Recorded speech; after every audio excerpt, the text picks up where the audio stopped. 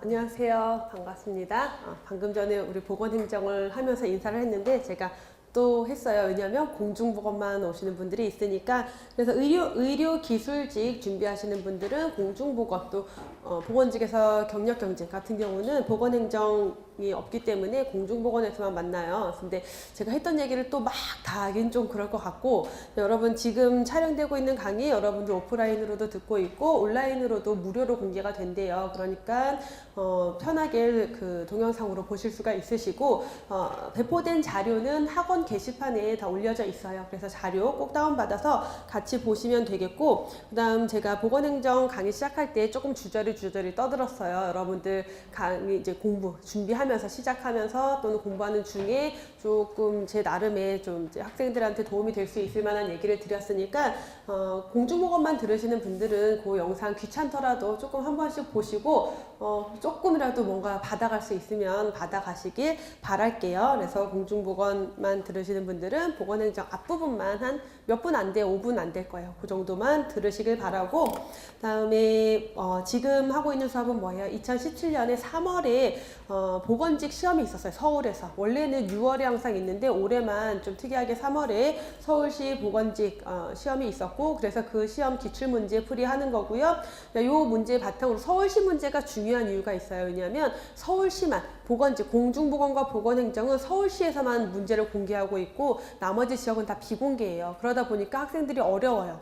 도대체 문제를 어떤 식으로 낼지 굉장히 불안하고, 또 학원마다 나오는 문제들이 다르니까 이런 유형으로 봐야 될지 저런 유형으로 봐야 될지 고민을 되게 많이 하게 되는데, 서울시 문제는 약간 갖다 쓰게 돼요. 아무래도 공개가 되어 있기 때문에 영향을 주게 돼요. 그래서 서울시 문제들을 항상 공개된 것들을 보시길 바라고, 2014년부터 문제가 공개되고 있죠. 그 중에서 가장 최신인 2017년 3월 문제 풀이 해보도록 할게요. 자, 문제 풀이 들어가기 전에 반드시 문제 먼저 풀어보시라고 제가 강조를 드리고 있어요. 처음 공부를 시작하더라도 문제를 풀어보고 들어보시는 게 내가 나중에 어떻게 공부를 해야겠구나 방향 잡는 데 도움이 되기 때문에 꼭 문제는 먼저 풀어보고 진행을 하도록 하시길 바랄게요. 자, 1번 문제부터 보실게요.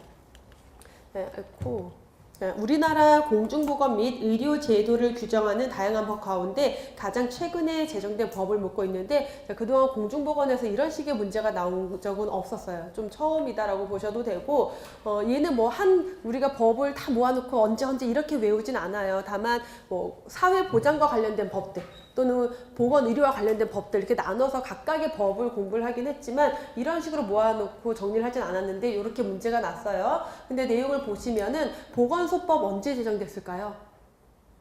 1956년에 우리 이거 강의 중에 했던 거죠. 56년에 제정이 됐는데 그거 어떻게 됐어요?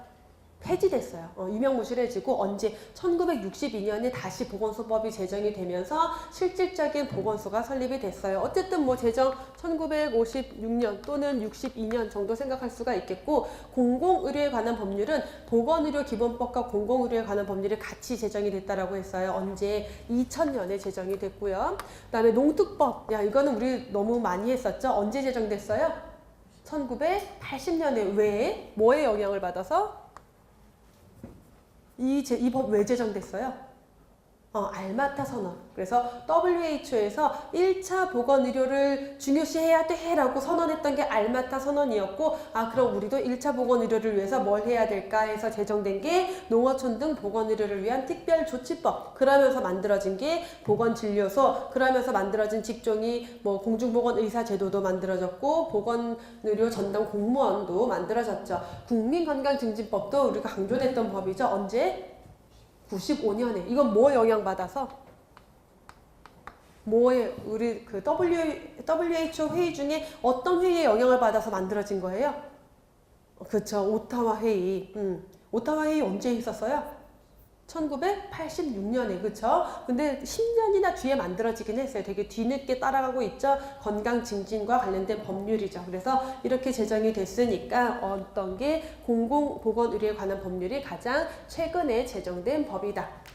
다음 비교 위험도. 자, 요 내용들 항상 비교 위험도 또는 상대 위험도라고 하고, 비교 위험도나 그다음에 우리 기여 위험도, 기여 위험 분율, 교차비 구하는 문제, 계산하는 문제 꼭 한 문제씩 자주 나오니까 여러분 계산 문제는 사실 처음 우리 강의할 때 이해하고 나면은 오히려 가장 쉽게 맞고 갈 수 있는 문제였죠. 상대 위험도, 비교 위험도, 릴레이티브 리스크 같은 표현이라고 했고, 자, 비교 위험도라는 건 코호트 연구에서 구할 수가 있어요. 왜? 발생률이라는 걸 구할 수 있기 때문에. 자, 요거는 여러분 혹시 공부를 이제 아예 안 하고 지금 들으시는 분들한테는 이해가 안 될 거예요. 왜냐면 이거에 대한 걸 다 설명하기에는 1시간이 걸려요. 연구 방법, 그다음에 이거 계산법 하려면 너무 많은 시간이 걸려서 그것까지는 다 못하고 그냥 요 비교 위험도라는 걸 계산하는 방법만 좀 볼게요. 그래서 비교 위험도는 뭘 보기 위한 거냐면 이 여기에 있는 원인 요인이 이 질병에 얼마나 관련성이 있느냐, 이 위험 요인을 가지고 있는 사람이 위험 요인을 가지고 있지 않은 사람보다 질병에 걸릴 확률이 얼마나 높으냐, 그거를 계산하는 공식이 상대 위험도 또는 비교 위험도라고 했어요. 비교 위험도라고 하죠. 그래서 얘는 어떻게 구하냐면은 비교 위험도 R은 위험 요인. 자, 지금 여기에서 보시면은 질병이 뇌졸중이 질병이에요. 뇌졸중에 걸린 사람, 안 걸린 사람. 위험 요인을 뭐로 보고 있어요? 고혈압이 위험 요인. 그래서 고혈압이 있는 사람들이 뇌졸중에 걸릴 확률이 더 높은지 낮은지 그걸 보고 싶은 거죠. 그래서 위험 요인은 뭐다? 고혈압이에요. 그럼 고혈압이 있는 사람과 없는 사람이 노출이 된 사람과 안 된 사람으로 구분이 되겠죠. 그럼 그 위험 요인에 노출되지 않은 사람들 중에서 질병에 걸린 사람이 몇 명이에요? 위험 요인에 노출되지 않은 사람의 질병 발생률. 그러면 몇 명이에요? 5,000명 중에서 몇 명의 환자가 발생했어요? 20명의 환자가 발생했어요.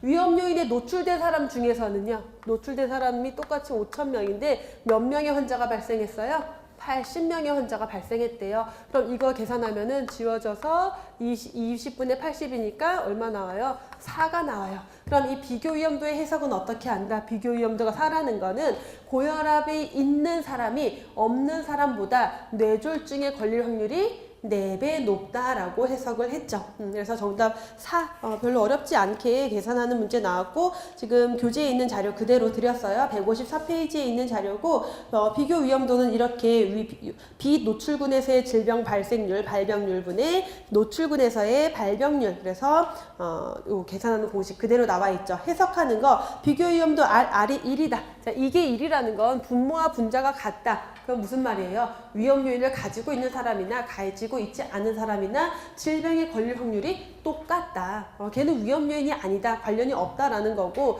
얘가 1보다 클수록 얘가 질병의 위험 요인일 확률이 높아지는 거고, 1보다 작다라면요. 걔는 누가 더 큰 거예요? 이게 1보다 작다라는 건 분모가 더 큰 거죠. 그 말은 뭐예요? 이 요인을 가지고 있는 사람이 가지고 있지 않은 사람이 가지고 있는 사람보다 질병에 걸릴 확률이 더 높다라는 거죠. 반대로 질병 예방 효과가 있는 경우를 의미한다라고 강의했었죠. 이번에 정답은 4번인 문제, 3번 정답 4였죠. 비교 위험도가. 다음 보실게요. 질병 발생의 위험 요인. 자, 이거는 뭐 물어보고 있는 거예요? 브래드포드 힐의 인과관계 판단 기준 9가지가 있었는데, 그 내용들이 쭉 뭐가 있었죠? 시가 가장 전제가 돼야 되는 게 시간적 전후 관계가 성립돼야 된다. 연관성의 강도가 높아야 되고, 일관성이 있어야 된다. 연관성의 일관성, 그리고 용량 반응 관계. 용량이 증가할수록 질병 발생도 증가해야 된다. 또 생물학적 설명 가능성. 그게 어떠한 기전을 거쳐서 질병을 일으키는지 설명할 수 있을 때 인과관계일 확률이 높다. 또 기존 학설과의 일치. 기존에 다들 담배는 폐암의 원인이야 했어요. 근데 내가 한 연구도 그래요. 그럴 경우에 인과관계일 가능성이 높다. 실험적 입증. 자, 실험이라는 건 무언가 조작을 하는 거예요. 내가 인위적으로 어떤 위험 요인을 줬을 때 질병이 발생하고 이거를 제거했을 때 질병 발생률이 줄고, 그랬을 때는 실험적으로 입증이 된 거고, 그랬을 때 인과관계일 가능성이 높다. 그리고 다른 비슷한 원인과 어떠한 질병이 인과관계가 있다라면요, 얘도 그런 질병의 원인이야 라고 할 수 있는 유사성이라는 게 있죠. 근데 문제에서 보시면은 서로 다른 지역에서 다른 연구자가 같은 가설에 대해서 다른 방법으로 연구를 했대요. 나는 흡연이 폐암의 원인이야라는 걸 가지고 예를 들어서 코호트 연구를 내가 했어요. 그래서 흡연자가 비흡연자보다 폐암에 걸릴 확률이 굉장히 높다라는 결과를 찾았어요. 근데 어떤 다른 사람은 이번에는 다른 우리나라 사람 말고 미국 사람들을 대상으로 환자 대조군 연구를 했어요. 다른 지역에 다른 사람들에게 다른 연구 방법으로 했는데 거기서도 흡연이 폐암의 원인이야라는 결과가 나왔어요. 그러면은 그렇게 일관성이 있게 어떤 결과가 나온다. 그럴 경우에는 인과관계일 가능성이 높다. 그래서 연관성의 일관성을 설명하고 있는 내용이죠. 자, 자료로 우리 브래드포드일의 인과관계 판단 기준 9가지 쭉 드렸고, 자, 인과관계 판단 기준도 자주 출제되는 내용이다라고 강조를 드렸었죠. 다음에 4번 문제 보실게요. 산업재해 지표예요. 자, 이것도 우리 너무 많이 문제 풀어봐서 여러분 딱 보고 답 찾을 수 있었을 것 같은데, 연 근로시간 100만 시간당 재해 몇 건의 재해, 그러면은 연간 100만 근로시간당 몇 건의 재해가 발생했는지를 보는 게 뭐다? 도수율이다. 그럼 강도율은 뭐였어요? 강도율은 몇 시간 동안? 연간 1000 근로시간 동안 뭘 보는 거예요? 작업 손실 일수가 얼마인지를 보는 게 강도율이었고, 평균 손실 일수는 뭐예요? 이거는 우리 잘 안 봤어요? 봤어요, 여러분들. 정리 다 해드렸던 거고, 평균 작업 손실 일수라는 건 뭐냐면 재해 건수당 며칠의 손실이 있었냐를 보는 거예요. 재해 한 건당 며칠의 작업 손실이 있었냐. 그래서 나눠드린 자료 보시면은 우리 강의 중에 정리해드린 내용인데, 평균 작업 손실 일수는 도수율분의 강도율 곱하기 1000이에요. 도수율이 뭐예요? 100만 작업시간당 재해 발생 건수죠. 강도율은 뭐예요? 1000 작업시간당 작업 손실 일수예요. 그럼 단위, 곱해진 단위가 얘는 100만이고 얘는 도수율은 100만이고 강도율은 1000이니까 곱하기 1000을 또 해줘요, 강도율에게. 그래서 도수율분의 강도율 곱하기 1000으로 구해지는 게 평균 작업 손실 일수였고요. 건수율은 뭐예요? 우리 잘 아는 거죠? 건수율은 분모가 누구예요? 근로자 수. 그래서 평균 근로자 수분의 재해 발생 건수 곱하기 1000. 그래서 근로자 1000명당 재해 발생 건수가 몇 건이냐. 자, 교재에 있는 자료 드렸어요. 건수율, 도수율, 강도율, 그리고 평균 작업 손실 일수에 대한 내용이죠. 그래서 정답은 2번 도수율에 대한 내용이었고, 자, 우리 많은 학생들을 멘붕에 빠지게 했던 바로 그 문제예요. 이 문제를 풀면서 여러분들이 풀고 나서 화가 났던 문제이기도 했을 것 같아요. 요거는 수인성 감염질환, 다 보기 수인성 감염질환이에요. 수인성 감염질환, 물이 매개가 돼서 물에 있는 병원균이 사람에게 들어가서 균들이 사람에게 들어가서 질병을 일으킬 수 있는 수인성 감염병에 대해서 옳은 것을 어떤 감염병 설명하냐고 했는데, 보통 저희가 이제 강의할 때 우리는 공중보건학이 의학이나 간호학을 공부하는 게 아니기 때문에 어떤 질병에 대해서 아주 깊이 안 들어가요. 그냥 핵심 내용들. 그렇다고 짜투리 내용까지 보지 않아요. 기에는 너무 한도 끝도 없죠. 그래서 핵심 내용들, 가장 가지고 있는 특징이 뭐냐 위주로 보고, 실제 시험 문제도 대부분은 그런 포인트 내용들을 한두 개씩 넣어놔요. 그래야 문제를 풀지. 근데 얘는 아마 출제자도 작정하고 그냥 틀려라, 쉬운 내용이지만 틀려라 라는 의도를 가지고 냈던 문제 같아요. 이 내용들 보시면은 적은 수의 세균으로 감염이 가능하여 음식 내 증식 과정 없이 집단 발병이 가능하다. 최근 해썹 도입으로 인해서 해썹도 도입이 됐고 급식 위생이 개선이 돼서 이 발생률이 감소하고 있다. 자, 요 내용은 실제 어디에서 출제가 된 문제냐면은 의대에서 사용되는 예방의학 교재가 있어요. 예방의학과 공중보건학이라는 교재가 있고 엄청 두껍고 되게 큰 책이에요. 근데 거기에 각각의 질병에 대한 역학적 특성에서 정말 그 많은 내용 중에 두 문장인데 그 문장 그대로 갖다 낸 거예요, 그냥. 근데 실제로 시험 문제 여러분들이 좀 뭔가 못 보던 문장이, 복잡한 문장이, 긴 문장이 나와 있다라면요, 대부분 의대 교재에 있는 그 내용 갖다 쓰는 거예요. 근데 그렇게 쓰더라도 보통은 그 안에 힌트들이 들어가 있어요. 우리가 일반적으로 알고 있는 내용들. 근데 요 문제 같은 경우는 그런 것도 없이 딱 넣어놓고 나니까 학생들이 되게 멘붕이 왔었는데, 이런 경우는 어떻다? 나도 멘붕이지만 남들도 멘붕이에요. 비슷해요. 이런 경우는. 그래서 일반적으로 공중보건 안에서까지 다루는 내용은 아니었어요. 근데 이렇게 문제가 출제됐고, 요거 그래서 그 예방의학 교재에 있는 내용을 그대로 좀 드렸는데, 예방의학 교재에 그 세균성 이질에 대한 역학적 특징이 이렇게 설명이 되고 있죠. 세균성 이질은 10에서 100마리의 적은 수로도 감염이 가능해요. 그래서 음식 내에서 증식작용도 없이 더 많아지지도 않고 그냥 그 상태에서 오염된 게 바로 감염이 될 수 있기 때문에 집단 발병할 수 있고요. 그래서 1998년에 학교 급식 시작하면서 2000년대 중반까지 대규모로 유행했다라는 역학적 특징이 있어요. 그러다가 해썹이 도입이 되고 그러면서 급식 위생이 개선이 되면서 최근에 감소했다라는 특성을 설명하고 있어요. 그래서 그 내용이 그대로 문제로 나왔었던 거고요. 제가 가급적 교재에 그래서 이런 식으로 예방의학 교재 내용들이나 의대 교재들의 내용들이 나오면 그 부분을 같이 교재에 계속 좀 사실 추가를 하고 있어요. 그래서 교재 내용이 자꾸 많아져요. 내용이 점점 많아지고 그러는데 어쩔 수가 없죠. 우리 또 없으면 불안하잖아요. 시험에 나온 내용이 교재에 없으면 불안하잖아요. 그래서 최대한 그러한 내용들, 유사 내용들은 제가 강의 중에 여러분들께 자료로 또는 교재를 통해서 최대한 많이 드려서 좀 더 익숙해지게 해드리도록 하고 있어요. 그래서 이 문제는 세균성 이질이 정답인 문제였고요. 다음 6번 문제부터는 좀 마음이 편해졌어요. 식품 변질을 방지하기 위해서 사용하는 저장 방법들이 있었어요. 그래서 우리가 가열법 또는 무가열법 그리고 뭐 화학적 방법 이런 것들이 있었는데 그 중에서 가열법이 아닌 거를 묻고 있어요. 그러면 저온 살균법 어떻게 하는 거예요? 저온으로 살균하는 거 가열하는 거죠. 몇 도로? 62에서 65도, 뭐 63에서 65도 정도로 저온으로 가열한 다음에 냉각시키는 거. 그래서 주로 우유, 뭐 아이스크림 이런 것들을 사용한다라고 했고, 고온 단시간 살균법은 70에서 75도 정도로 가열한 다음에 냉각시키는 방법이에요. 가열법이고, 초고온법은 뭐예요? 초고온 순간 살균법 얘기하는 거죠. 얘는 어떻게 130에서 140 정도로 온도로 2, 3초 가열한 다음에 급냉시키는 방법이에요. 그렇죠? 그러면 셋 다 가열해서 열을 통해서 균을 죽이고 보존하기 위한 방법인데, 훈연법은 어떻게 하는 거예요?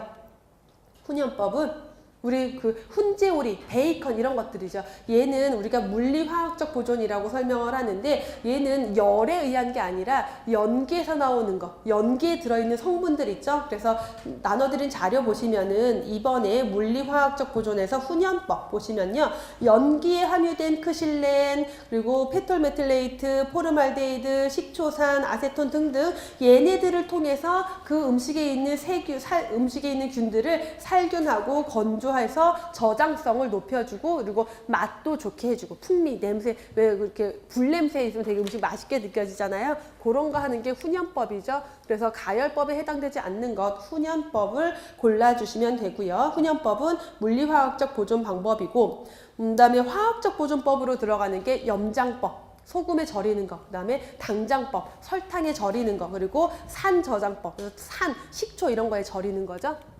훈연법이 정답이고요. 아이고, 이거 안 보이네. 여러분 그 자료에는 보이죠? 자료에 다 있으니까 그걸로 볼게요. 자, 이 그림은 우리 너무 익숙한 그림이죠. 시험 문제에 나온 그림이고 실제 우리 교재에 있는 그림이랑 똑같은 그림이에요. 문제에 보시면은 이러한 그림이 주어졌는데, 자, 감염 A, B, C, D, E 다 감염된 사람들이에요. 감수성자 수가 N명이 있고요. A, B, C, D가 감염이 됐는데 그 중에서 A는 불연성 감염자, B는 경미한 증상, C는 중증도 증상, D는 심각한 증상, E는 사망. 그래서 이거는 우리가 교재에서도 그대로 이 표를 공부를 했는데, 그 중에서 A, B, C, D, E분의 B, C, D, E가 뭐니에요? 그러면 A, B, C, D, E 감염자 중에서 B, C, D, E 증상이 나타난 현성 감염자, 요거 뭐 보는 거예요? 병원력 보는 거죠. 병원력. 그럼 감염력은 뭐예요? 감염력은 이 그림으로 봤을 때, 그쵸? 감수성자 N분의 누구? A, B, C, D, E 다 보면 걔는 감염력. 2차 발병률은 뭐예요? 2차 발병률은 우리가 이 그림으로 설명하지 않죠. 2차 발병률은 발병률 그리고 2차 발병률을 따로 봤어요. 그럼 그림 있는 거 먼저 보게. 자, 병원력은 감염된 사람들 중에서, 자, 감염력은 감수성자, 질병에 걸릴 수 있는 사람들 중에서 실제 감염이 된 사람, 세균이 내 몸에 들어서 증식하는 그런 사람이 몇 명이냐가 감염력이라면 그 병원력은 그렇게 감염된 사람들 중에서 감염이 됐다고 해서 모든 사람이 다 증상이 나타나는 건 아니에요. 누구는 그러다 그냥 저절로 없어져요. 그냥 회복이 될 수도 있고, 누구는 막 끙끙 앓고 너무 아파요. 누구는 막 너무 위독해질 수도 있고 사망할 수도 있어요. 자, 병원력이라는 건 감염된 사람들 중에서 현성 감염자, 증상이 나타난 감염자가 몇 명인지 보는 게 병원력이죠. 그래서 A, B, C, D, E 분의 B, C, D, E라고 구해지고, 치명률은 뭐예요? 치명률은 그 질병에 걸린 사람, 증상이 나타난 사람 중에서 사망한 사람이 몇 명이냐. 치명률이 90%다. 그럼 뭐예요? 그 병에 걸려서 증상이 나타난 사람 100명 중에서 90명은 죽는다라는 거예요. 그쵸? 자, 밑에 우리 자료 보시면은 교재에 있는 자료 드렸어요. 그림 중에서 감염력, 감수성자 N분의 A, B, C, D, E. 그래서 병원체가 숙주에 침입해서 증식해서 어떤 면역 반응을 일으키게 하는 능력을 감염력이라고 한다. 병원력은 그 감염된 사람들 중에서 현성 감염자, 증상이 나타난 사람들이다. 동력은 현성 감염자, 증상이 나타난 사람들 중에서 심각한 증상이나 또는 사망한 사람들을 보는 게 동력, 얼마나 독성이 강하냐. 그 다음에 치명률은 그 사람들 중에서 사망한 사람이 몇 명이냐. 자, 2차 발병률 나와 있는데, 자, 2차 발병률은요, 발단 환자를 가진 가구의 감수성 있는 가구원 중에서 무슨 말이냐면요, 어떤 집단이 이렇게 있어요. 유치원이에요. 유치원에 100명의 아이들이 있는데, 어느 날 100명 중에서 2명이 홍역에 걸려서 이 유치원에 들어왔어요. 그리고 나머지 그 98명 중에서 예를 들어서 50명은 예방접종을 했어요. 그럼 얘네들은 감수성자가 아니에요. 면역력을 가지고 있는 사람이죠. 그럼 나머지 48명, 얘네들 중에서 면역력이 없는 48명들 중에서 몇 명의 새로운 환자가 발생이 됐느냐. 근데 이 48명 중에서 예를 들어서 10명의 새로운 환자가 발생이 됐다라면은 2차 발병률은 어떻게 48분의 10, 이렇게 구해주는 거 곱하기 100, 뭐 이렇게 구해주는 게 2차 발병률이에요. 그래서 2차 발병률은 보시면 환자랑 접촉한 감수성 있는 사람들 중에서 발단 환자는 제외래요. 그러면 이 100명 중에서 98명이 새로운 환자 2명과 접촉을 했는데, 그 접촉한 사람들 중에서 감수성자, 예방접종을 한 사람들은 면역을 가지고 있기 때문에 감수성자가 아니에요. 그러면 그 사람들 중에서 새롭게 환자가 몇 명 발생했느냐 보는 게 2차 발병률이었죠. 7번은 정답은 3번 병원력이고요. 다음에 생명표에 대한 문제가, 생명표에 대한 문제는 가끔씩 나와요. 가끔씩 나오고 사실 자주 나오는 게 아니기 때문에 주로 묻는 게 뭐였냐면 생명함수 6종을 물었었어요. 근데 이번에 조금 더 복잡하게 나왔지만, 그렇지만 사실 문제 푸는데 지장은 없는 게, 여러분들이 생명표가 뭔지만 알면요, 오답 아닌 거를 골라낼 수가 있어요. 생명표가 뭐예요? 우선 생명함수 6종이 뭐였죠? 생존수, 사망수, 생존율, 사망률, 그 다음에 사명, 그리고 사력, 여명, 평균 여명, 그쵸? 그러면 뭐예요? 여기에는 출생자에 대한 개념이 안 들어가요. 이미 태어난 사람들이 있으면은 그 태어난 사람들이 그 나이에 살아있을 확률이 몇 %냐, 그 나이에 죽을 확률이 몇 %냐, 그 나이에서 몇 명이 생존해 있느냐, 몇 명이 사망했느냐, 그럼 그 사람이 앞으로 몇 년을 더 살 거냐, 요거 보는 게 생명표라고 했어요. 근데 1번 보기를 보시면 생명표는 미래 사회 변화를 예측해서 태어날 출생 집단의 규모를 예측한다? 몇 명이 태어날지를 예측한대요. 가능해요?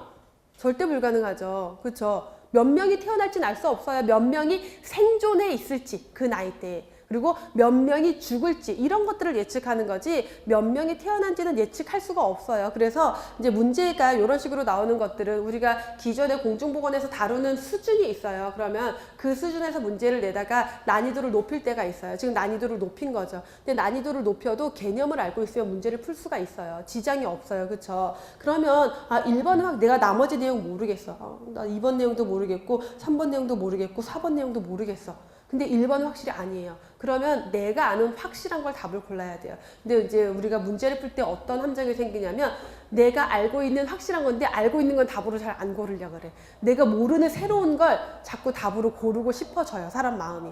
근데 그러면 안 되고 확실하다. 내가 아는 것만 확실하면요. 그리고 그 확실한 내용이 있으면 걔를 고르시면 돼요. 왜냐면 나머지 내용들 듣도 보도 못한 내용은 너 이거 모르지? 근데 이런 내용이 있어. 그리고 그런 내용은 출제자가 잘 안 만들어요. 인위적으로 만들지 않아요. 그래서 보통 어디에 있는 내용들을 가지고 오는 경우들이 많죠. 자, 자료를 보시도록 할게요. 생명표에 대한 자료인데, 자, 생명표는 인구학 분야에서 연령별, 성별 이런 것들을 분류한 다음에 생존, 사망, 평균 수명 이런 걸 나타내는 테이블이에요. 그래서 사람이 결국은 앞으로 몇 년 더 살 수 있나를 보는 그 통계적으로 추정하는 거예요. 자, 지금 10살인 사람이 앞으로 몇 년을 더 살까? 10살인 사람이 11살이 됐을 때 살아있는 사람이 몇 명이 있을까? 그 11살이 되기 전에 죽는 사람이 몇 명일까? 요런 걸 보는 게 바로 생명표라는 거죠. 그래서 생존자와 사망자의 비율과 생존할 수 있는 수명이 어떻게 되는지를 표현한다. 기초자료, 그래서 이 생존표의 기초자료로 사용이 되는 게 사망신고자료랑 주민등록 인구예요. 실제 지금 그 나이에 주민등록 인구에 그 나이에 몇 명이 있는지를 보는 거, 생존해 있는 거, 그리고 사망신고 몇 명이 죽었는지를 알 수 있겠죠. 결국은 몇 명이 살아있고 몇 명이 죽었는지를 알 수 있는 자료들이라는 거죠. 가장 중요한 거, 기초, 생명함수 6종이 있다라고 했죠. 사망수, 생존수, 사망률, 생존율, 평균 여명, 사력이 있다. 그래서 생존수, 사망수, 생존율, 사망률, 요거는 우리 문제 그 강의 중에서 충분히 설명이 됐으니까 요 밑에 내용으로 넘어가서 5번 보시면요. 활용. 그럼 이 생명표를 어디에 갖다 쓰느냐. 이 생명표는요. 보건, 의료정책 수립, 보험료율, 인명피해, 보상비 산정 이런 데에 사용이 돼요. 그리고 장래 인구 추계를 작성할 때 국가 간의 경제, 사회, 보건 수준 비교할 때 널리 이용이 돼요. 그래서 이 내용은 우리 그 통계청에서 어떤 지표 설명으로 넣어놓는 내용들이에요. 그 내용들을 거의 그대로 문제로 출제를 했죠. 그래서 그렇지만 그래도 1번 아닌 것 확실히 찾을 수 있는 문제였죠. 정답은 1번이었고요.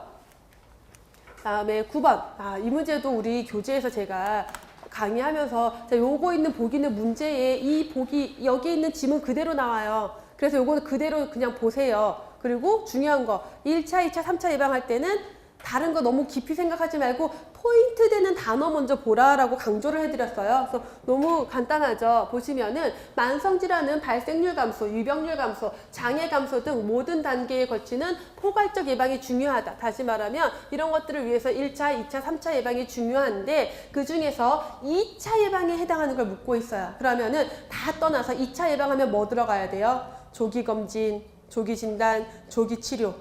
그래서 조기검진 가장 기본 내용 중에 하나인데 1번 보기 보니까 이 사람들에게 콜레스테롤 선별검사를 했대요. 선별검사 뭐예요? 조기검진, 집단검진하는 방법이 선별검사였잖아요. 그냥 프리테스트 해보는 거예요. 다 혈액검사 해보거나 혈압 다 재보거나. 그럼 얘는 뭐예요? 무조건 볼 필요도 없이 2차 예방이에요. 그쵸? 자, 나머지 신장병 환자 합병증 예방을 위해서, 자, 합병증 예방을 위해서 영양의학적 치료를 한대요. 그럼 영양의학적 치료, 신장병 환자가 다른 합병증 발생하지 않도록 영양의학적 치료를 한다. 요거 우리 그 영양과 관련된 만성질환의 1, 2, 3차 예방에서 3차 예방으로 분류했던 내용이에요. 그대로 문장 그대로. 직장 성인 교육센터에서 영양 강좌한다. 특별히 문제 없는 사람들한테 영양 교육하는 거 1차 예방이죠. 직장에서 점심 식사에 저지방 식사를 제공한대요. 미리 식습관 조절해 주는 거죠. 1차 예방이에요. 그래서 자료 보시면은 요거 교재에 있는 그대로죠.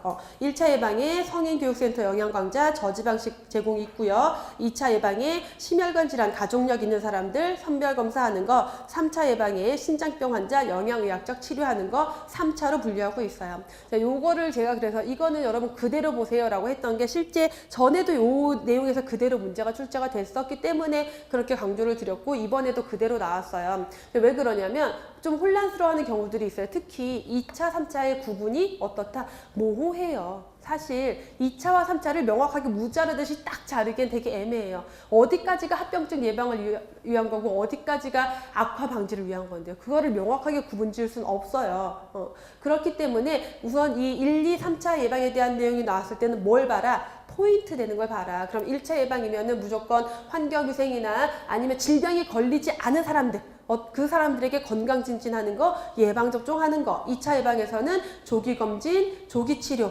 집단검진 나오면 무조건. 조기 발견을 위해서 검진했다. 무조건 2차죠. 자, 그거 포인트를 먼저 보라라고 강조했던 내용이었고, 정답이 그래서 1번이었어요.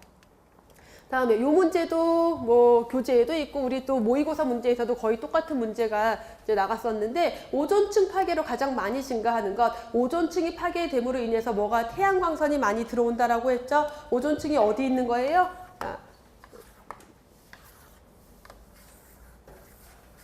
여기가 대기권이에요. 대륙권. 여기는 성층권인데 태양광선이 들어오다가 오존층을 만나서 이렇게 좀 어느 정도 흡수가 되고 반사가 돼요. 그래서 지구 온도도 적정히 유지하고 그다음에 인체에 해가 되는 자외선도 차단해주는 역할을 하는데, 오존층이 파괴되니까 얘가 이렇게 들어와서 영향을 미치는 것들이 있는데, 우선 적외선에 의해서 지구 온난화, 온도가 뜨거워지는 문제가 있고요. 그 다음에 근데 지구 온난화가 바로 직접적으로 우리 건강에 영향을 미치는 건 아니에요. 기후변화로 인한 다양한 질병에 영향을 미치는 거고, 그러면 오존층이 파괴되면서 가장 직접적으로 영향을 많이 미쳤던 게 뭐다? 피부암이다. 누구에 의해서? 자외선에 의해서. 자외선의 가장 표적기관이 어디다? 우리의 피부와 눈이라고 했어요. 그래서 오존층 파괴에 대한 강의를 할 때 이 피부암 얘기를 강조를 드렸던 내용이고, 자, 자료 보시면은 오존층 파괴, 성층권에 있는 오존층이 자외선을 흡수하는데 이게 파괴가 되니까 자외선 조사량이 많아진 거죠.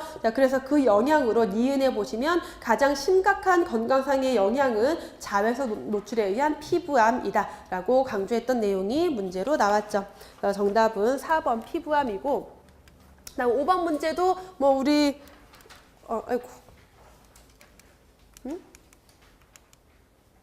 자, 얘가 왜 그냥 나오지? 자, 5번, 왜 5번이라고 그랬을까? 11번 문제예요. 자, 11번 문제도 우리 자주 강조했던 내용이에요. 그쵸? 암모니아성 질소와 질산성 질소 묻고 있는 거. 이거 뭐예요? 먹는 물 수질 검사 항목 중에서 그 값이 높으면은 유기성 물질에 오염된 것을 우리가 예측할 수가 있고, 그 후에 시간이 얼마 되지 않았대요. 아직 얼마 되지 않았어요. 그래서 분변 오염을 의심할 수 있다라고 하는 거, 자, 우리가 유기성 물질 분변 오염 의심할 수 있는 게 질산성 질소와 암모니아성 질소였는데, 그 중에서 암모니아성 질소는 최근 오염의 지표다. 질산성 질소는 오래된 오염의 지표다라고 했어요. 왜 그럴까요? 자료 보실게요. 질소산화물, 자, 유기물질에는요 단백질이 들어있어요. 그럼 그 단백질이 분해가 되면은 질소로 분해가 되는데, 질소산화물에 그래서 오염이 되게 되는 거죠. 그래서 질소화합물이 산화가 일어나는 과정에 그 아래 보시면 단백질이 들어오면요, 얘가 아미노산이 됐다가 암모니아성 질소가 됐다가 아질산성 질소가 됐다가 질산성 질소가 돼요. 이렇게 변해가요. 그래서 물을 검사를 했을 때 중간 정도인 암모니아성 질소가 있다. 아직 이 암모니아 단백질이 들어온 지 얼마 안 된 거예요. 그다음에 질산성 질소가 있다. 이미 계속 분해가 돼서 오래전에 오염이 됐던 거고, 그게 분해가 돼서 질산성 질소가 검출이 됐다라는 거죠. 그래서 이 두 가지가 유기물질에 의한 오염을 의심할 수 있는 지표인데, 암모니아성 질소는 최근 오염의 지표고 질산성 질소는 오래된 오염의 지표다라고 했죠. 그래서 11번 정답은 4번이었고요. 다음 12번. 자, 오염물질 중에서 이번에는 흉에 대한 게 나왔어요. 광물질의 육룡이나 산화 등의 화학 반응에 의해서 증발한 가스가 대기 중에서 응축해서 생기는 0.00에서 1 마이크로미터의 고체 입자를 묻고 있는데, 자, 요거는 입자상 물질, 우리 강의 중에 했던 내용 내로 보시면은 입자상 물질에는 분진도 있고 매연도 있고 연무도 있고 자, 흉이 훈연이에요. 그래서 영문으로 보시면은 별로 어렵지 않고, 자, 입자상 물질이라는 건 대기 중에 있는 어떤 미세한 크기의 고체거나 또는 액체인 물자들을 입자상 물자, 그래서 얘네들은 다 1차 오염물질, 대기 중으로 바로 배출된 오염물질들인데, 그 중에서 분지는 미세한 독립상태의 액체, 고체상 알맹이다. 크기가 얼마네요? 10 마이크로미터 이상의 크기예요. 굉장히 크죠. 그래서 이런 크기를 가지고 있고, 매연이나 검댕 같은 경우는 어떤 연료, 우리 석탄 연료, 석유 연료 이런 것들이 연소할 때, 태워질 때 완전히 타지 않고 남은 고체 물질. 그래서 매연은 1 마이크로미터 이하의 크기의 탄소 입자, 그리고 검댕은 1 마이크로 이상의 유리탄소 물질이 응결된 것이다. 연무, 미스트라고 하는 거, 연무, 미스트는 가스나 증기의 응축에 의해서 만들어지는 거 2에서 200 마이크로미터 이하 입자고요. 그다음 휴음 보시면은 광물질의 용해, 산화 등의 화학 반응으로 만들어지는 가스가 대기 중에서 응축해요. 그래서 0.001에서 1 마이크로미터의 고체 입자다. 요거는 우리 그 법에서 정리하고 있는 환경기본법에서 정의하고 있는 각각의 그 오염 물질, 입자상 물질들에 대한 정의를 그대로 문제로 출제를 한 거죠. 그래서 정답 훈연, 흉이 되겠고요. 그다음에 보시면 결핵에 대한 거 나왔는데, 자, 얘도 우리가 결핵에 대해서 공부하지만 뭐 이렇게 많은 내용을 보진 않은 것 같아요. 그치만 문제는 다 맞았어요, 여러분. 문제 다 잘 풀었죠? 수업 시간에 강조한 내용이 보기로 나왔어요. 뭐 나왔어요? 공기 매개 전파 가능성이 거의 없다? 요거 되게 중요하다고 했어요. 제가 결핵 강의할 때, 그래서 결핵 요즘 주로 왜 우리나라 결핵 발생률이 높냐 그런 얘기하면서 강조했던 것 중에 하나가, 결핵 감염 경로의 특징이 뭐예요? 폐결핵. 이제 호흡기를 통해서 감염이 되는데, 우선 비말 감염. 비말이 뭐예요? 침. 그래서 기침 콜록콜록 하면은 결핵균이 이렇게 나와서 침이랑 같이 나와요. 그런데 비말은 직접 감염이에요. 공기를 떠나지 않고. 왜냐하면 우리 침이 나와서 공기 타고 놀아다니지 못하잖아요. 비말을. 떨어져요. 요만큼. 여기까지 못 가요. 근데 문제는 뭐예요? 결핵의 문제는 세균이 공기 중에 살 수가 있는데, 비말 핵이 문제예요. 비말 핵은 뭐다? 침이, 그러니까 그 수분이 증발하고 남은 핵이 비말 핵이에요. 그래서 이 비말 핵이 공기 중을 타고 종종 떠다녀요. 그러다가 누군가에게 들어가요. 그래서 우리 흔히 예를 들어서 지하철, 그다음에 영화관 이런 데 사람 많은 데에서 쉽게 결핵에 감염될 수 있는 게 심각한 문제다. 그래서 결핵 발생률이 높다. 그래서 결핵 발생률은 농촌보다 도시가 더 발생률이 높다라고 했어요. 인구가 밀집되어 있어서. 그런 거 강조드렸던 내용이고, 지금 설명해 보시면 비말과 함께 나오면은 맞아요. 근데 비말의 성분이 마르면 어떻게 된다? 얘가 비말 핵이 된다. 그래서 이 핵이 공기를 타고 전파가 된다라고 했죠. 가능성이 거의 없다가 아니라 그게 가장 문제다라고 했어요. 사실 이렇게 튀는 것보다 이 공기 매개 전파가 가장 심각한 문제다라고 했고요. 자, 나머지 내용들도 요 내용도 마찬가지로 제가 아까 말씀드렸던 예방의학 교재에서 이 결핵에 대한 약학적 특성들을 쭉 설명을 하고 있는 거예요. 그래서 교재 그 자료 드린 내용을 보시면은, 우선 결핵은 기침하거나 말할 때 호흡기 비말과 함께 나와서 전파가 되고, 특히 비말의 수분 성분이 마르고 남은 비말 핵 형태로 공기 중에 떠다니면서 공기 매개 전파가 일어난다라고 했어요. 활동성 결핵 환자와 밀접한 접촉을 했을 경우에는 33에서 65% 정도의 감염이 이루어진대요. 다시 말하면 결핵균이 있다고 해서 다 전파시키는 건 아니에요. 활동성일 때 전파가 되는데, 그런 사람과 밀접하게 접촉을 하게 되면 이 정도 감염이 이루어진다. 일단 감염되면요 10% 정도가 발병하고 한 90%는 잠재 감염이에요. 이게 개인의 면역 상태에 따라 달라져요. 다음에 감수성, 면역성은 읽어보시고, 자, 역학적 특성도 한번 읽어보시면 될 것 같고, 예방 및 관리 내용을 좀 보시면, 자, 우선 결핵은 몇 군 감염병? 3군 감염병이라고 했어요. 법정 감염병 3군이고, 환자가 발견하면 보건소에 신고해야 돼요. 객담 도말 양성은 이거 뭐냐면, 그 결핵 진단할 때 객담 검사, 가래 검사를 해요. 그래서 가래 그걸 받아서 이렇게 도말 검사 그냥 펴서 거기서 균을 해보는 거죠. 그렇게 도말 검사를 해보면요, 했을 때 양성이다, 거기 균이 있다라면은 결핵 전파의 중요한 지표가 돼요. 그 검사 결과가. 근데 민감도가 50% 미만이래요. 그럼 무슨 말이에요? 민감도라는 건 뭐예요? 환자인 사람을 환자라고 양성이라고 판정할 확률이 50%밖에 안 돼요. 그러면 환자인데도 환자라고 판정 안 되는 50%가 있다라는 거예요. 양성인데 음성으로 나오는 사람이 50%나 된다라는 거죠. 그럼 이것만 가지고는 안 되겠죠. 부족하겠죠.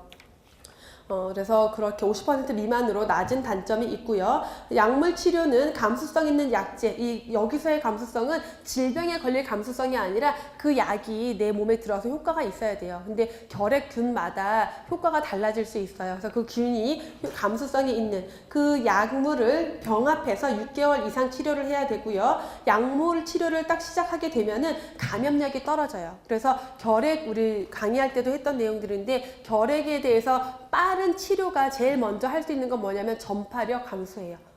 전파력을 떨어뜨린다라는 거죠. 감염력이 떨어지지만 대부분의 2차 전파가 치료 전에 이루어진다. 다시 말하면 내가 치료를 받기 전에 이미 누군가에게 전파를 시켰다. 그게 문제죠. 그래서 조기 진단이 중요하다라는 내용. 자, 요 내용들이 우리 시험 문제로 그대로 나온 내용들이에요. 그래서 내용들 객담 도말 양성은 굉장히 중요한 지표인데 50% 미만이고, 2차 전파는 치료 전에 이루어진다. 그래서 그리고 약물 치료를 하면은 감염력이 떨어진다. 감염되면 10%에서 발병하고 90%는 잠재 감염이다. 그리고 초기에는 대부분 비특이적 증상. 그래서 결핵 환자들이 조기 진단이 어려운 이유가 뭐냐면 그냥 감기 걸렸는데 이렇게 안 낫네. 그게 다예요. 기침이 잘 안 떨어지네. 그게 다예요. 그래서 제가 이거 공익광고, 강의 중에 공익광고 얘기했죠? 결핵과 관련된 공익광고에 뭐 어떤 내용이 있었어요? 어떤 아빠가 집에서 TV를 보고 기침을 콜록콜록 하면서 TV를 보는데, TV에서 자, 결핵이 이렇게 위험합니다. 근데 여러분들 결핵 걸렸을 수 있으니까 뭐 어쩌고 그런 내용이 막 나오니까 아빠가 기침을 하면서 아이고 결핵인지 아닌지 구분도 못해? 그러면서 본인이 기침을 하고 있어요. 본인이 모르고 있는 거예요. 본인이 결핵인지 아닌지. 그래서 기침이 오래간다, 미열이 난다, 피곤하다, 그럼 빨리 진단 받아봐야 돼요. 근데 여러분들 특히 공부하면서 잘 못 먹잖아요, 제대로. 부실하게 먹고, 그 다음에 모여 있잖아요. 이게 되게 안 좋아요. 모여 있고, 그리고 특히 결핵 유병률이 어느 나이대에 높아지냐면, 우리 강의 자료에도 있지만 20대에서 높아져요. 특히 남자들, 20대 남자들. 그래서 어릴 때, 아주 아기 때 높다가 낮아졌다가 20대 성인 됐을 때 주로 많이 발생하기 때문에 건강관리 진짜 잘해야 되고, 기침이 오래 간다? 조심하셔야 돼요. 꼭 검사해 보셔야 돼요. 자, 정답은 1번이었고요. 그 다음에 모기맥이 아닌 거, 이런 거는 이제 껌이죠. 모기맥이 아닌 거 뭐예요? 발진열이에요. 발진열 누가 매개해요? 벼룩이 매개한다. 그리고 나머지 애들은 다 모기죠. 댕기열, 황열 누가 매개해요? 이집트 순모기, 열대 순모기. 또는 이집트 순모기.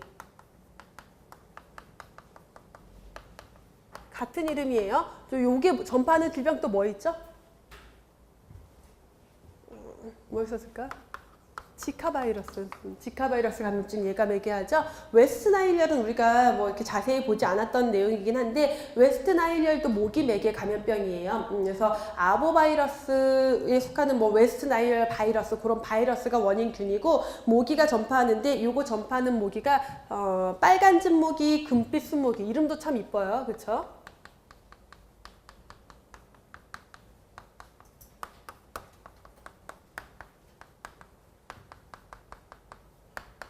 아마 숲에 사는 모기인데 금빛인가 봐요. 그럼 이런 모기들이 전파하고요. 발진열은 누가? 벼룩이 전파한다. 14번 정답 4번이죠. 그 다음에 15번 우리 대사증후군 진단 기준도 다 암기가 되어 있기 때문에 뭐 외울 것도 없죠. 뭐 5개밖에 안 되니까 이것도 자주 문제로 풀어봤던 내용이고, 보시면 서울시에서 대사증후군 오락 프로젝트를 통해서 건강생활 실천과 질병을 예방하고자 하는 사업을 추진하고 있대요. 그래서 오락 프로그램이라고 하면은 대사증후군 진단 기준이 몇 개예요? 5개잖아요. 그거 얘기하는 거예요. 그래서 그거 5가지에 대해서 건강 체크하면서 즐거움을 찾자, 뭐 그런 걸로 해서 각각 여러분 지자체에 있는 구 있죠. 우리 보건소, 우리 지역의 보건소들에서 요거 다 하고 있어요. 그 대사증후군 진단 기준 5개 뭐예요? 허리둘레, 그리고 중성지방, 그다음에 고콜레스테롤 혈증, 고지방, 고밀도 지단백 콜레스테롤 혈증이 있었고, 또 고혈압, 고혈당, 그럼 아닌 거 중성지방, 지방간이 아니죠. 자료 내용 보시면은 대사증후군이라고 하면 뭐예요? 이게 하나의 질병을 얘기하는 게 아니라 어떤 여러 가지 복합적인 상태가 같이 존재하는 거예요. 복부 비만, 당뇨병, 내당 능장애, 고지혈증 등등등. 이럴 경우에 성인병 발생률이 높아지기 때문에 이런 것들을 미리 진단해서 관리하자라는 거죠. 자, 진단 기준 보시면 5가지. 허리둘레, 중성지방, 고밀도 지단백 콜레스테롤, 그리고 고혈압, 고혈당 5가지를 진단 기준으로 하고 있죠. 아닌 것 지방간이었고요. 다음 16번 전리방사선의 투과력에 대한 것도 우리 문제로 몇 번 풀어봤고 강의 중에도 했던 내용이죠. 전리방사선 하면 어떤 방사선이에요? 전리방사선과 비전리방사선. 전리방사선은 그렇게 했는데 할 때마다 생각이 안 나요. 그렇죠? 그래서 어떤 물체를 이온화 시킬 수 있는, 지나가다가 만난 물체를 이온화 시킬 수 있는 애들을 전리방사선이라고 해요. 그래서 전리방사선에 해당하는 것들이 알파선, 베타선, 감마선, 뭐 중성자선 이런 것들이 있고, 그럼 비전리방사선은 뭐예요? 전리 능력이 없는 거. 그래서 어떤 것들이 있어요? 태양광선에 있는 적외선, 자외선, 과시광선 이런 것들이 비전리방사선인데, 자, 이 전리방사선의 투과력 하면은 전리작용, 이온화 시킬 수 있는 힘과 반대한다라고 하면서 강조를 드렸던 게 요 내용이었죠. 그래서 알파선이 가장 낮은데, 자료 보시면 방사선이 투과력, 동그라미 2번에 투과력 보시면 X선과 감마선이 가장 커요. 그 다음이 베타선, 그리고 알파선. 그래서 알파선이 전리작용이 가장 약하다라고 강조를 드렸던 내용이고, 얘는 종이 한 장만 있어도 투과를 못하는 그러한 특징을 가지고 있죠.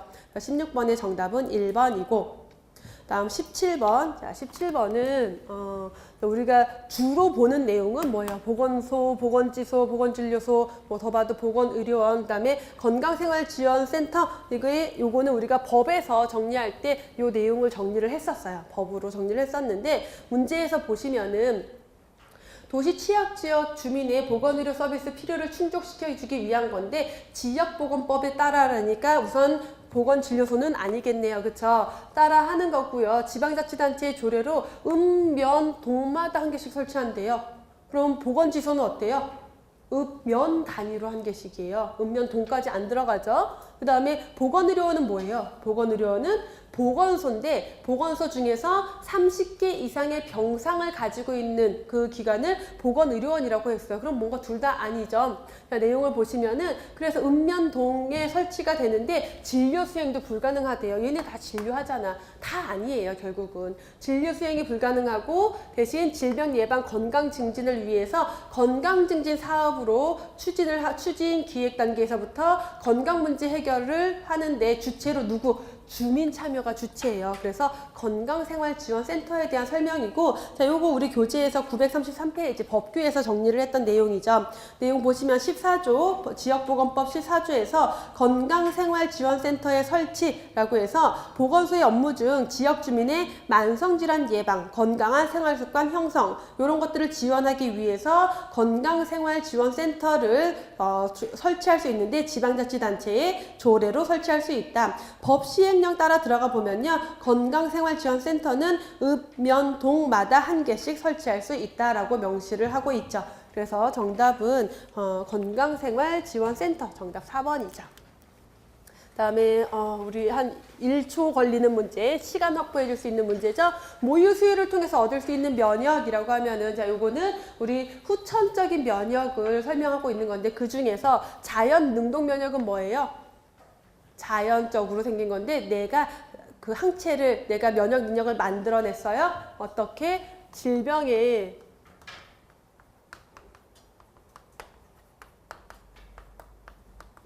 걸리고 난 다음에 질병 이완 후 획득되는 게 자연 능동 면역이다. 그러면 인공 능동 면역, 인공적으로 만들었는데 내가 내 스스로 면역 능력을 만들어냈어요. 뭐를 통해서?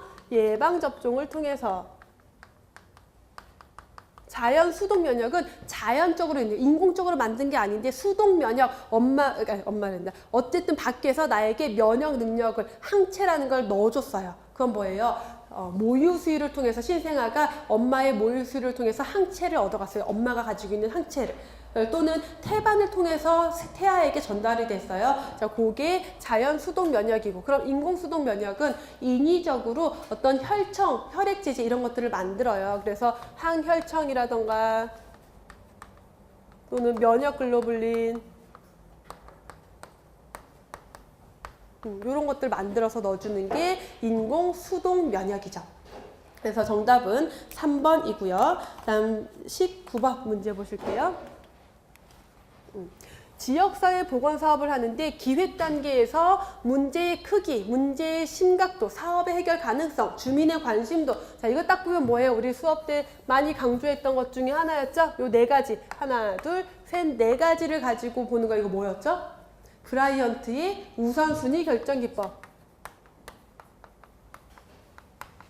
브라이언트의 우선순위 결정 기법에 대한 내용이에요. 그럼 얘는 뭐 하려고 하는 거예요? 말 그대로 어떤 보건 사업을 할 때, 기획할 때 자료를 조사하고 현황을 분석한 다음에 어떤 게 가장 심각한지, 빠른 보건 사업이 필요한지 우선순위를 결정하기 위한 방법이죠. 그래서 브라이언트의 우선순위 결정 기법이고, 자, 자료 보시면은 브라이언트의 우선순위 결정 기법에는 문제의 크기와 문제의 심각성, 그리고 사업의 해결 가능성, 그리고 주민의 관심도, 이 네 가지를 가지고 우선순위를 결정한다. 자, 요것과 같이 함께 많이 보는 게 BPR 기법이죠. BPR 시스템. 그래서 한론과 피케지 제시한 우선순위 결정 기법. 그래서 BPR 시스템도 있었죠. A 더하기 2B 곱하기 C인데 A가 문제의 크기, B는 문제의 심각도, C는 사업의 효과성으로 우선순위를 결정하게 된다. 그래서 19번 2번이고요. 다음 20번 문제. 20번 보건 지표에 대한 건데 요거 다 여러분들이 아는 내용만 문제가 출제된 것 같아요. 먼저 일반 출산율이라고 하면은 가임기 여성 1000명당 출산율이다. 그래서 분모가 가임기 여성 15세에서 49세 여성분의 출생아 수 곱하기 1000. 그래서 가임 여성 인구 1000명당 출산율을 의미하고, 주산기 사망률에서의 주산기는 언제까지예요? 생후 1주까지죠. 그래서 임신 28주부터 생후 1주 미만의 신생아의 사망률을 보는 게 주산기 사망률이라고 했으니까 얘가 틀렸죠. 생후 4개월이면 누구예요? 신생아 아니잖아. 생후 4주잖아요, 신생아는. 그럼 만약에 여기에 신생아 사망률은 생후 4개월까지 이랬을 때 헷갈리시면 안 돼요. 신생아는 4주, 1개월이에요, 1개월. 영아 사망률은 한 국가의 보건 수준을 나타내는 가장 대표적인 지표다. 알파 인덱스는 1에 가까워질수록 그 국가의 보건 수준이 높다. 자, 영아 사망률 알파 인덱스는 특히 더 강조했던 내용이에요. 그래서 자료로 마지막 정리를 해보면, 일반 출산율, 임신 가능한 여자 인구 1000명당 연간 출생아 수, 주산기 사망률은 자, 출산아 수, 그래서 사산자와 출생아 포함해서 분의 임신 28주부터 생후 1주 미만의 신생아 사망을 보는 것. 영아 사망률은 출생아 수 분의 1세 미만의 사망자 수 곱하기 1000. 그래서 출생아 1000명당 영아 사망수, 이 영아 사망률은 특히 국가의 보건 수준을 비교하는 중요한 지표다라고 했죠. 알파 인덱스는 영아 사망 중에서 신생아가 차지한 비중이 얼만큼인지를 보는 것. 그래서 영아 사망 중에서 특히 신생아 같은 경우는 보건에 의한, 환경에 의한 영향이 아니라 엄마 뱃속에서부터의 문제, 태내에서의 또 선천적인 문제로 인한 것이다. 자, 그걸 보는 게 신생아 사망자 수 분의 영아 사망자 수. 그럼 신생아가 영아에 포함이 되니까 얘는 1보다 작을 순 없어요. 반드시 1보다 큰데 그 값이 1에 가까울수록 그 지역의 보건 수준, 그 국가의 보건 수준이 높다라고 할 수 있다는 거 강의 중에 엄청 많이 강조됐던 내용이었죠. 그래서 20번의 정답은 2번이죠. 여기까지 해서 공중보건 문제까지 모두 풀어봤어요. 문제가 사실 이번에는 서울시 문제가 크게 난이도 높게 나온 건 아니에요. 근데 되게 쉬워 보이지만 답 찾기 애매하게 만들거나 어려워 보이지만 그 속에 답이 있는 그런 식이었어요. 그래서 자, 시험을 이미 보시고 합격 여부를 기다리시는 분들은 꼭 합격하길 바라고, 다음 시험을 준비하시는 분들은 이거 토대로 좀 더 앞으로 학습에 많은 도움이 되길 바랄게요. 네, 수고하셨습니다.